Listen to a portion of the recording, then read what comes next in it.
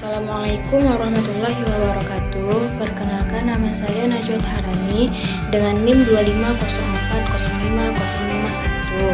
Di sini saya akan mengerjakan revisi ujian tengah semester mata kuliah kartografi dengan dosen pengampu Pak Muhammad Aldilwan MPD. Pertanyaan pertama, maksud dari aspek seni dan ilmu dalam konteks pembuatan peta kaitkan selama penugasan selama ini. Itu aspek seni itu berkaitan dengan dari segi warna, estetika, kekreatifan yang ada pada peta. Lalu konsep ilmu kan kita perlu juga metode ilmiah, keruangan spasial, habis itu pengolahan data dan lain sebagainya agar datanya lebih akurat untuk peta. Keterkaitan untuk tugas selama ini itu yaitu sama-sama berkaitan dari segi aspek ilmu dan seni. Ilmu itu untuk kita tahu pengolahan datanya, sumber dan segala macamnya, sementara seni itu untuk kayak warnanya, habis itu kekreatifan yang ada pada peta. Lalu juga dengan kekreatifan desain dan simbolisasi yang ada pada peta juga. Pertanyaan kedua yaitu perbedaan mendasar antara kartografi dan peta. Kartografi itu adalah proses yang mencakup pembuatan peta, pengolahan data, dan penyajian. Jika peta itu hasil dari kartografi yang sudah disajikan dalam bentuk dua dimensi baik dalam bidang datar dengan skala tertentu. Pertanyaan ketiga yaitu fungsi peta untuk kehidupan sehari-hari. Yang pertama untuk navigasi, misalnya ketika orang dalam perjalanan memerlukan rute atau Google Maps sebagai arahan. Yang kedua, perencanaan pembangunan, yaitu diperlukan peta untuk tata ruangnya. Yang ketiga, pendidikan dan penelitian digunakan untuk mengetahui infografis, topografi atau bentuk muka bumi dan lain sebagainya yang menyangkut tentang hal pendidikan untuk mengetahui tentang peta. Menggambarkan dan mempresentasikan dalam konteks kartografi. Menggambarkan berarti menampilkan bentuk, letak, dan hubungan antar objek di permukaan bumi dalam bentuk dua dimensi secara simbolik.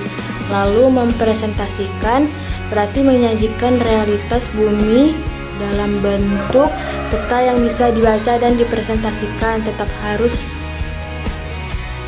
harus melihat langsung di lapangan. Pertanyaan kelima, perbandingan peta dari zaman tanah liat hingga peta digital. Jawabannya, peta berkembang di gambar sederhana di tanah liat dari kayu atau kertas. Kini dicetak dalam bentuk digital, yaitu bisa kita lihat dari citra satelit yang diambil dari atas, lalu GPS, lalu sistem informasi geografis dalam kurung SIG. Klasifikasi peta berdasarkan bentuk, isi, dan skala. Peta tematik yaitu menampilkan topik tertentu, bentuk peta dua dimensi, skala menengah, misalnya 1:500.000. Pertanyaan ketujuh, komponen peta agar lebih efektif, yaitu 4 komponen utama yang harus ada pada peta. Jika kita lihat dari peta yang di soal, yaitu ada sumber peta, peta inset, orientasi arah mata angin, dan satu lagi legenda. Jadi di antara 4 komponen itu yang paling utama itu menurut saya yaitu orientasi arah mata angin. Mengapa demikian? Agar kita mengetahui utara, selatan, barat, dan timur. Pertanyaan ke-8, kegunaan skala dan skala geografis beserta kadaster.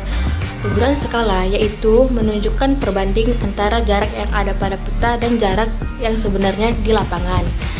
Lalu skala kadaster yaitu misalnya yaitu 1:1000 dengan detail yang lebih tinggi. Biasanya ini cocok untuk wilayah pembangunan yang melingkupi.